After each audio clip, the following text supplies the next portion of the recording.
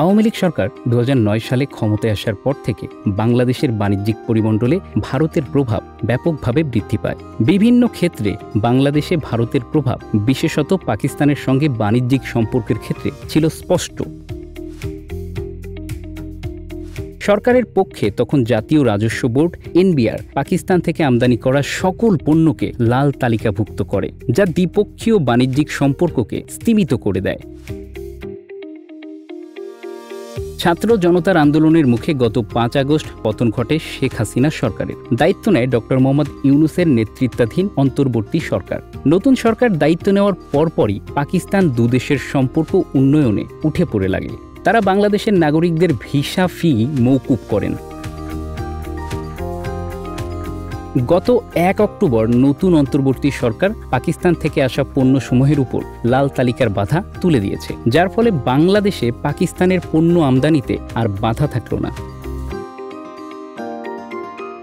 এনবিআর-এর নতুন বিজ্ঞপ্তি অনুযায়ী পাকিস্তানের পণ্য এখন রেডলাইন বা লাল তালিকা থেকে অবমুক্ত হয়েছে, যা দুই দেশের বাণিজ্যিক সম্পর্ককে জোরালো করতে সহায়ক হবে। শুধু পাকিস্তানের পণ্য এই রেডলাইনে ছিল।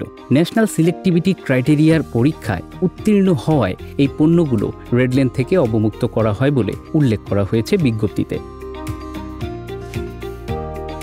সেপ্টেম্বরের 10 তারিখে পাকিস্তানের হাই কমিশনার সৈয়দ আহমেদ মারুফ বাংলাদেশের অর্থ উপদেষ্টা সালেহুদ্দিন আহমেদের সঙ্গে সাক্ষাৎ করেন এবং বাংলাদেশের সঙ্গে বাণিজ্য সম্পর্ক উন্নয়নের আহ্বান জানান। এই সাক্ষাতের পর থেকেই এনবিআর তাদের নীতি পরিবর্তন করার উদ্যোগ নেয়। পাকিস্তানি পণ্য লাল তালিকা থেকে মুক্ত হওয়ায় দেশে উৎপাদনমুখী পণ্যের কাঁচামাল আমদানির প্রক্রিয়া সহজ হবে।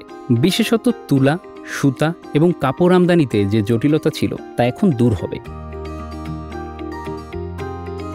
এই পরিবর্তনের ফলে বাংলাদেশে উৎপাদনশীল খাতের কাঁচামাল আমদানিতে আরও প্রতিযোগিতামূলক বাজার তৈরি হবে। তুলা, সুতা, কাপড় এমনকি অস্ত্রোপচারের সরঞ্জাম সহ বেশ কিছু গুরুত্বপূর্ণ পণ্য বাংলাদেশে পাকিস্তান থেকে আমদানি করা হয়।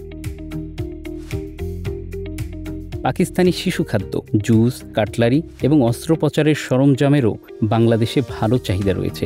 নতুন সিদ্ধান্তের ফলে আমদানিকারক এবং কাস্টম হাউজের মধ্যে কাজের সময় কমবে, যা পণ্য খালাসের প্রক্রিয়াকে আরও দ্রুত করবে।